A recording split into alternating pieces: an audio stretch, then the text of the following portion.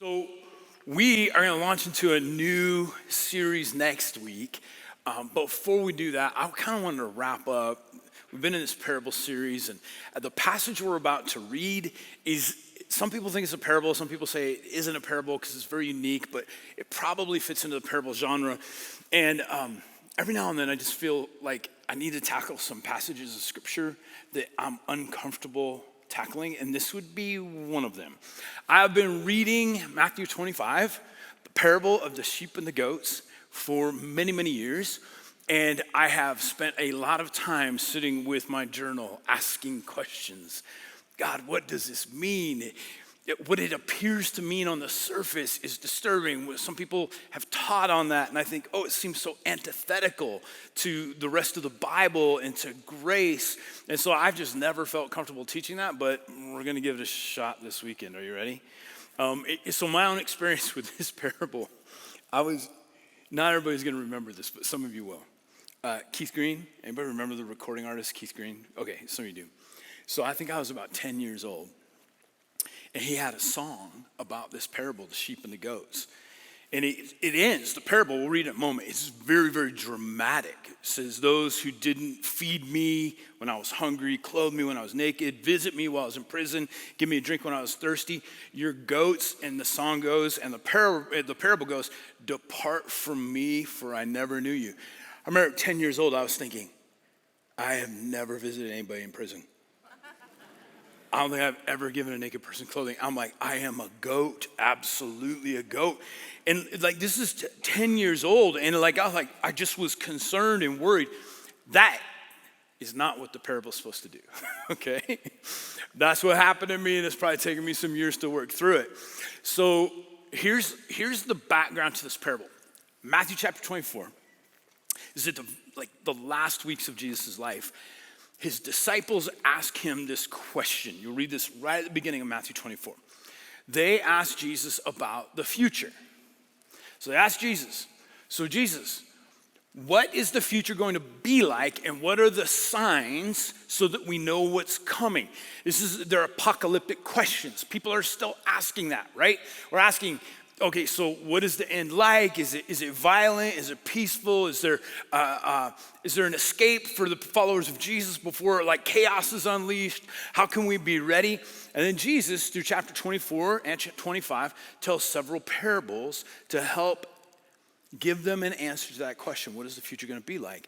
And this is the final one where he tells them the parable of the sheep and goats, and it's an answer to their question about what the end is going to look like. So before we begin, I've got to show you a picture. The answer to Jesus' question about what the end looks like is this. There's sheep and there's goats. And one day, at the end of days, the end of time as we know it, there will be a separation between goats and between sheep. I have a fondness for both animals, 4-H veteran, raised sheep. My parents, when I was a kid, really got into goats, so I have milked more goats. To this day, I'll eat anything in the world, but I will not drink goat milk. It's revolting. So I long experience with both of them. Both of them aren't the sharpest critters in the world. But throughout the Bible, there's a distinction. Even in the ancient Hebrew scriptures, the Hebrew people, the descendants of Abraham that God chooses, he refers to them as sheep, and he calls himself the shepherd. And then goats, who are a little bit more obstinate and can do a little bit more damage and are really good at escaping from pens, he calls people who are far from him goats. And so Jesus takes this ancient Hebrew understanding that God had given them between sheep and goats, and he begins to answer this question: what will the end look like? So let's read together Matthew chapter 25. We'll begin at verse 31. When the Son of Man comes in his glory. So would you just remember this phrase? Because this is very, very important to understanding the passage. Okay, the Son of Man. Jesus is referring to himself, comes in his glory. First time Jesus came to earth, it was not necessarily in glory. He ended up being executed by the Roman government. It was a humbling servant's visit to planet Earth. But he tells his disciples time and time again, I'll come back, and when I come back the second time, it's going to be different. I'm coming back as King Jesus. He came the first time as the servant and Savior Jesus, and all the angels with him, okay? When Jesus comes back, he's bringing the angels, and he will sit on his glorious throne. Okay, this is cosmic, this is royal language. All the nations, so the word here is ethne or ethnos, it means all people groups, okay? All the people groups will be gathered before him, and he will separate the people one from another as a shepherd separates the sheep from the goats. So please notice this is one of the things that I misunderstood for many years, is that the sheep and the goats are not separated later, they're separated here. As the people come before him, he already knows. It's already been determined who's sheep and who's goats, and then he'll continue to talk to them. He will put the sheep on his right. That's a Hebrew idiom. Right is royalty, it's a place of honor. And the goats on his left. Then the king will say to those on his right, come, you who are not because they've blessed themselves, but you've been blessed. Okay, the Father's done something. You've been blessed by my Father. Take your, another very important word, inheritance, okay? It's inheritance. The kingdom prepared for you since the creation of the world. So here in Matthew, we've studied this in several of the parables. Jesus talks regularly about his kingdom. It's a new reality that he's bringing to planet Earth. It's a new way of living, a new way of relating to God. It's a new set of ethics. It's a new way of viewing human beings. And he says, now you are receiving an inheritance, and it's this kingdom in its fullness now. It's fullness, which was prepared for you from the creation of the world. We go on. For I was hungry, and you gave me something to eat. I was thirsty, and you gave me something to drink. I was a stranger, and you invited me in. I needed clothes, and you clothed me. I was sick, and you looked after me. I was in prison, and you came to visit me. Then the righteous will answer him, Lord, when did we see you hungry and feed you, or thirsty and give you something to drink? When did we see you a stranger and invite you in, or needing clothes and clothe you? When did we see you sick or in prison and go to visit you? The king will reply, truly I tell you, whatever you did for one of the least of these brothers and sisters of mine. Okay, this phrase is probably the most debated phrase as different people read this text. Who are the brothers and sisters? Who are the least of these? Is he referring, some people would say, to the Jewish people. Other people through ancient church history have said this was about the disciples, how the people would treat the followers of Jesus as they begin to disperse after the death of Jesus. Big question. But how you treat the least of these brothers and sisters of mine, you did for me. Then he will say to those on his left, depart. Okay?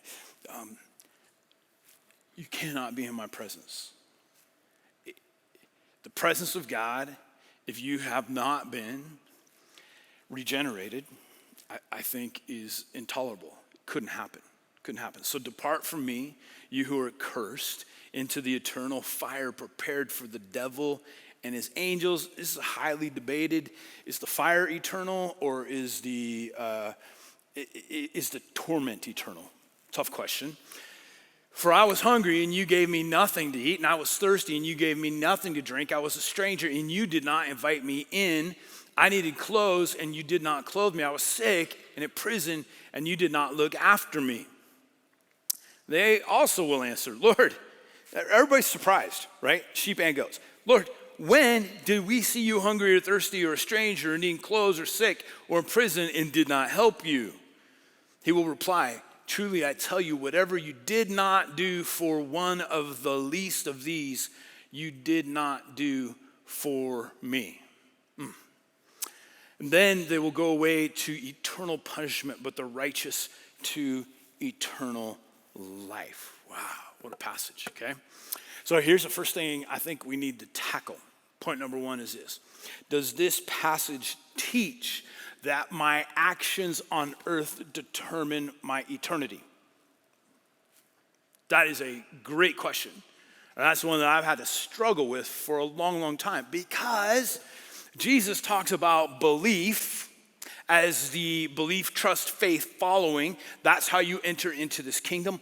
Paul, the Apostle Paul, who writes a huge portion, at least a third of the New Testament, talks about it is by faith, believing, trusting. It's what happened on the cross and through the resurrection that makes relationship with God possible and forgiveness of sins. But then we read this passage, and you have to pause, and like Martin Luther, his sole fide is only by faith in Jesus. And we read this, and we're like, oh no.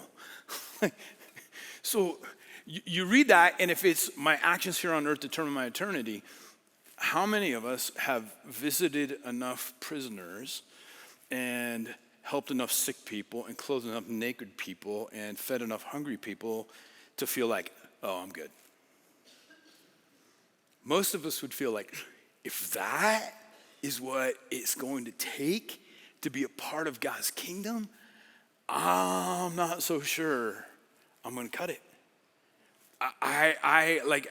I'm insecure if that's what it means. So what I would say is this, I don't think Jesus is saying that. He's not saying that it was what you did here on planet Earth that allowed you to be a part of God's kingdom. It's not about earning grace, okay? It's not about earning grace, but about putting into practice the way of Jesus. So even the sheep are surprised. They're like, when did we do that?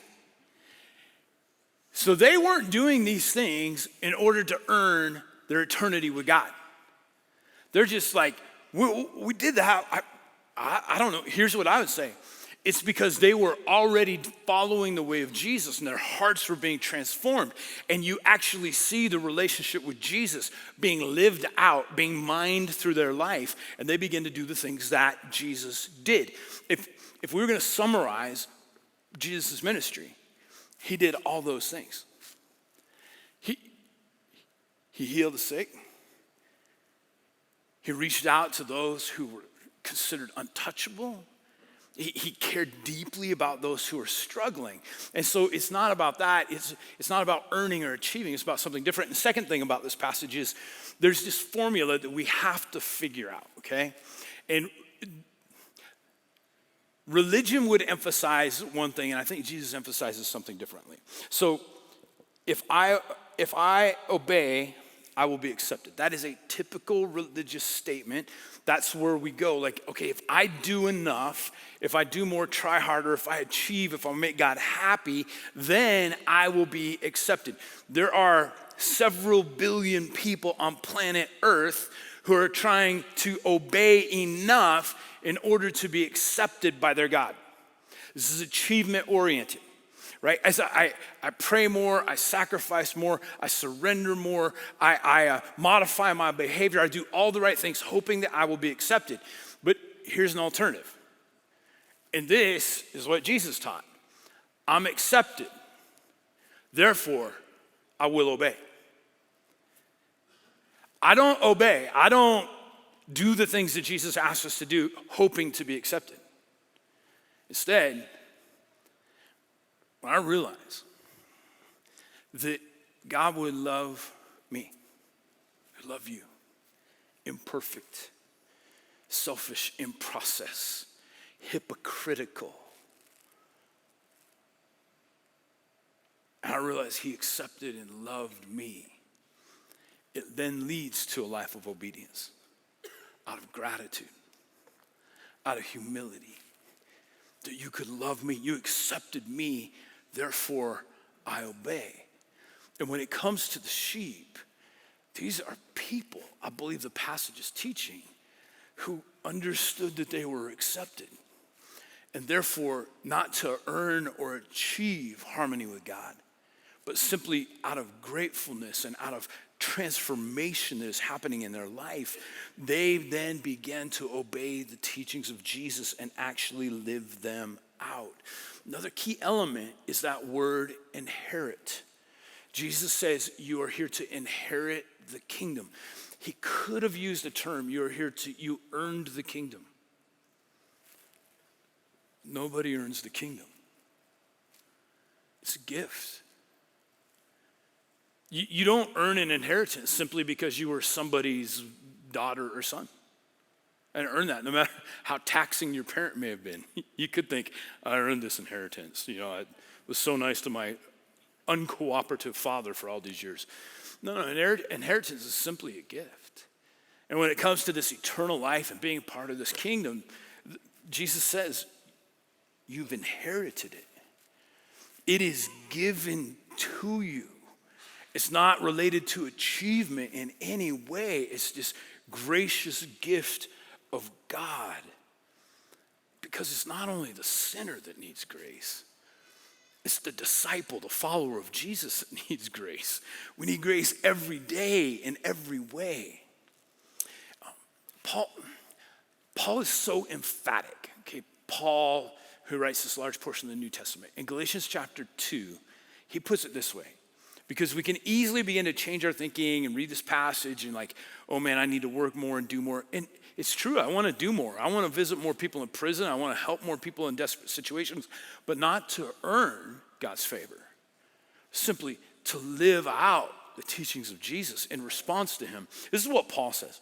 I do not set aside the grace of God. So I don't take this idea of grace, that I didn't earn this, I'm fully forgiven by God. I don't set it aside, for if righteousness could be gained through the law, through doing all the right things, Christ died for nothing.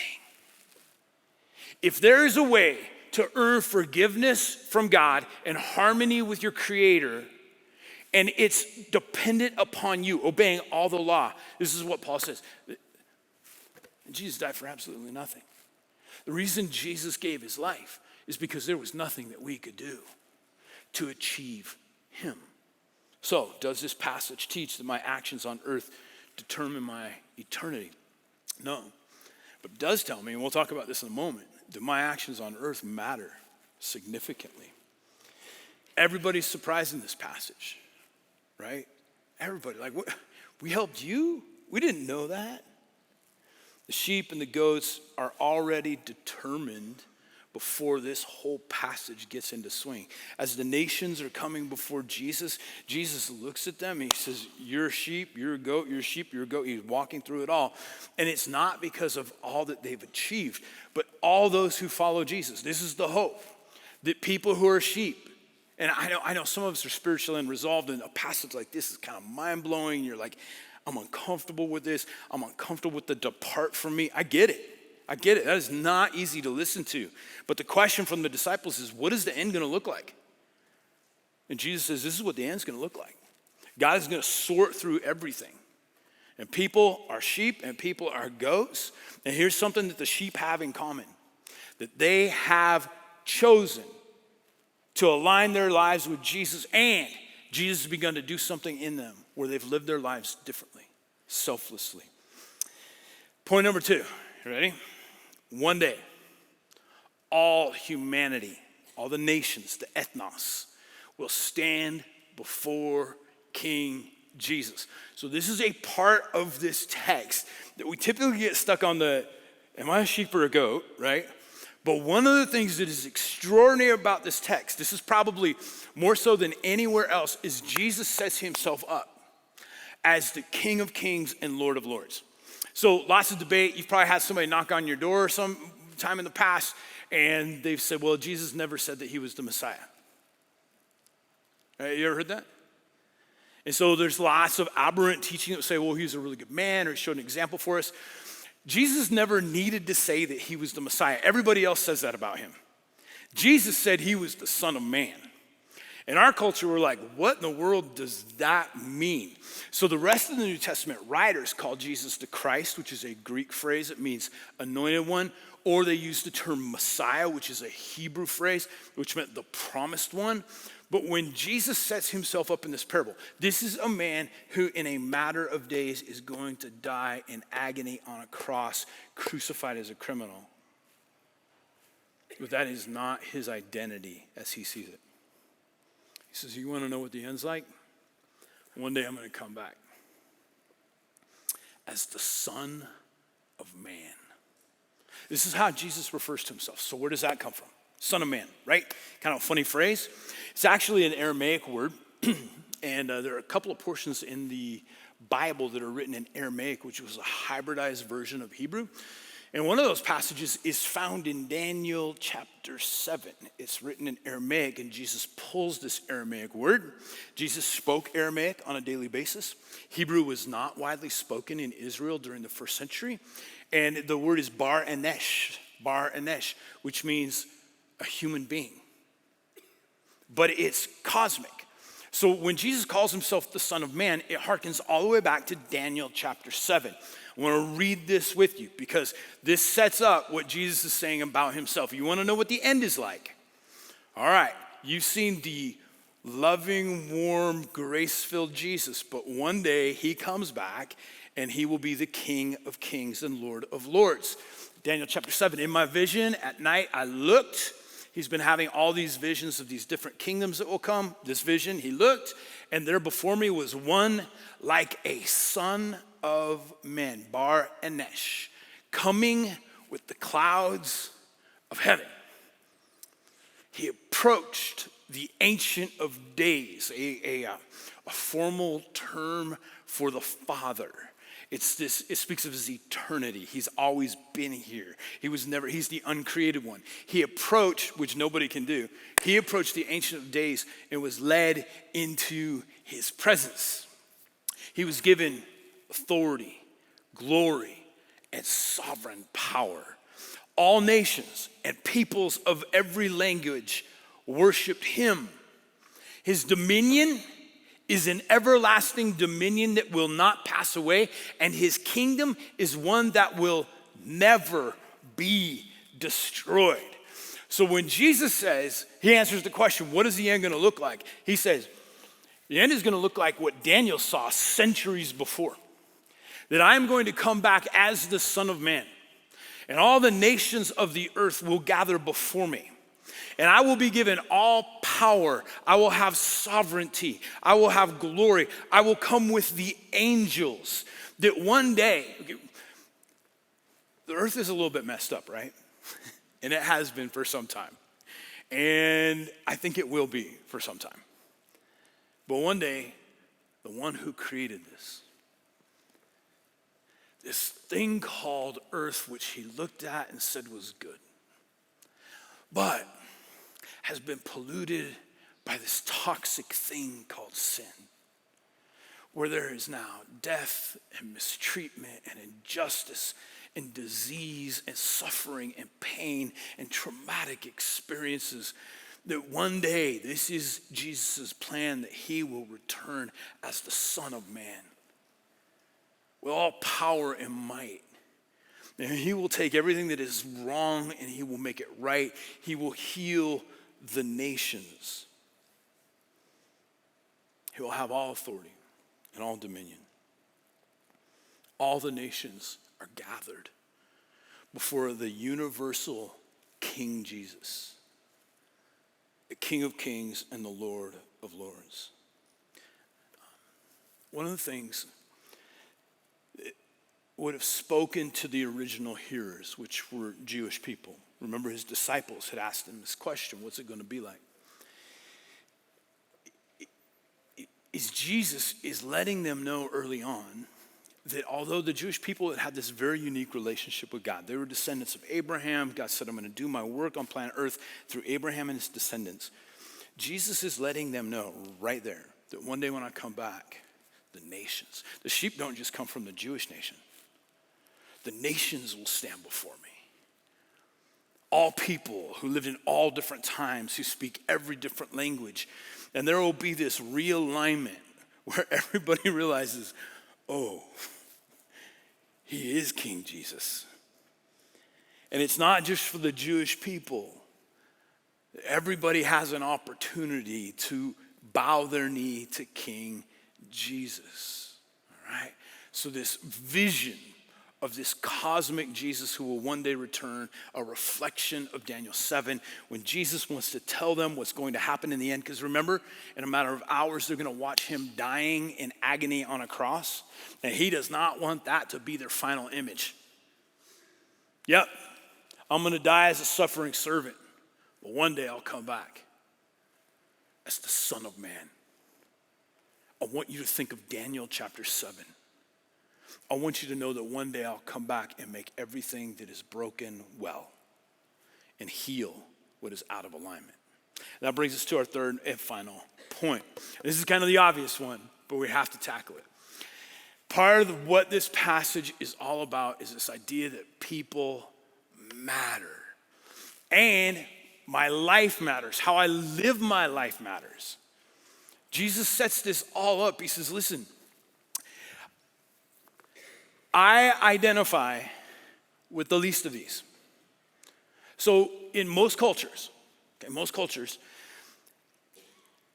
the less we think someone has the capacity to contribute, the less value we place on them. And there are some cultures where this is rampant, right? We call it karma, like they were born that way because they've done something wrong in a past life, all of this. And so typically we put more value, like people who achieve, who lead big companies, who lead wars, who win elections. We think, oh yes, these are the important people, and people who might be suffering, who have limitations, we tend to denigrate a little bit. And I love this. Jesus says this, hey, when you live the way of Jesus, when you identify with people who are broken, hurt, wounded, people who may not be able to contribute as much as you, when you care for them, you are caring for me. This thinking has so influenced the church for the last 2,000 years that the church has built hospitals long before any governments would build a hospital. The church has fed hungry people. The church has tried to respond. The early church embraced people in the midst of influenza and different things that are passing through. They gave children who didn't have homes a new home.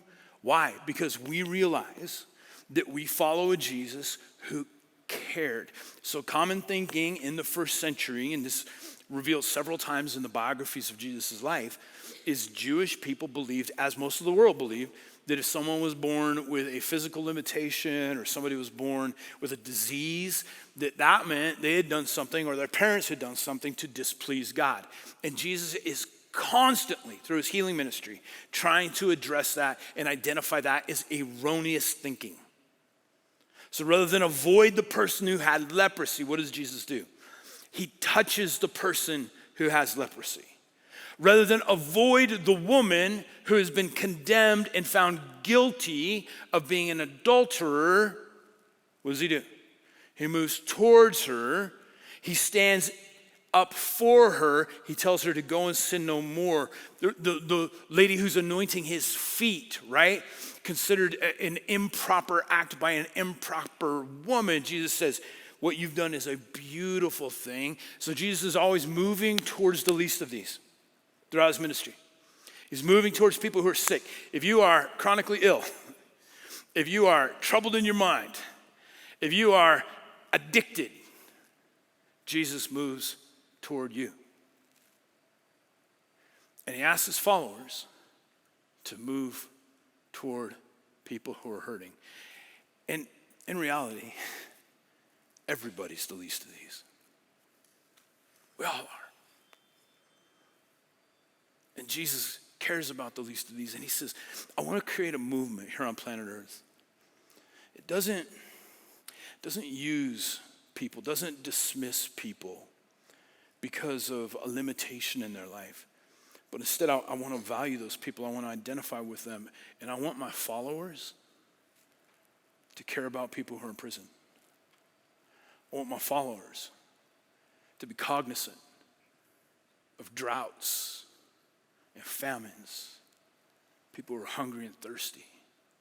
I want my followers to respond when there's extreme poverty, there's a natural disaster, and people are left without clothing. I want my followers are the people who move towards that.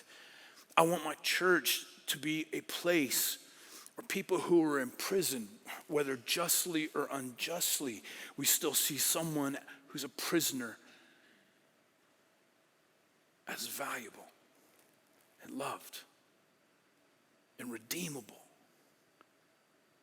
How I live my life and how I treat people matters. It matters to Jesus. When I am a follower of Jesus, it works this way out. I want to just conclude with 3 thoughts. Following the way of Jesus is not simply a decision I make. Following Jesus is a daily decision that changes what my ethics, values, and my interactions are all about. Okay, so often we boil down the gospel, the good news, to this, like just make a decision to follow Jesus. It's more than that. Is I surrender and I follow Jesus, but then it begins to have an impact on me. And if it doesn't have an impact on me, then I would say, I think you need another interaction with Jesus. Because he wants to change our hearts and our minds. So it's not just, hey, make a decision, the rest of your eternity is taken care of. It should be this: I made a decision to follow Jesus and my life went into upheaval. My values were turned upside down. I began spending my money radically differently, in a radically different way, because I had surrendered to Jesus. Next thought as we close is this: how I treat people reveals what I actually believe.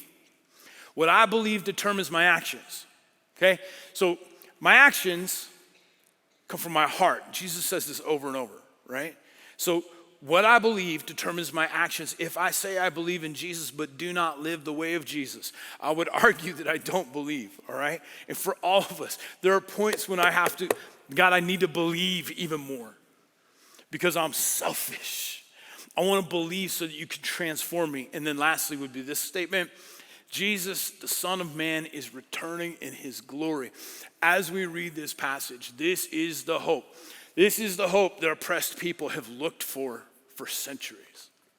Through slavery, times of genocide, political oppression, the church has always had this hope that one day he's coming back in his undiminished glory as the Son of Man. Daniel chapter 7, King of Kings, Lord of Lords. Whatever happens here on planet Earth, it's going to be okay because he's going to make it all right.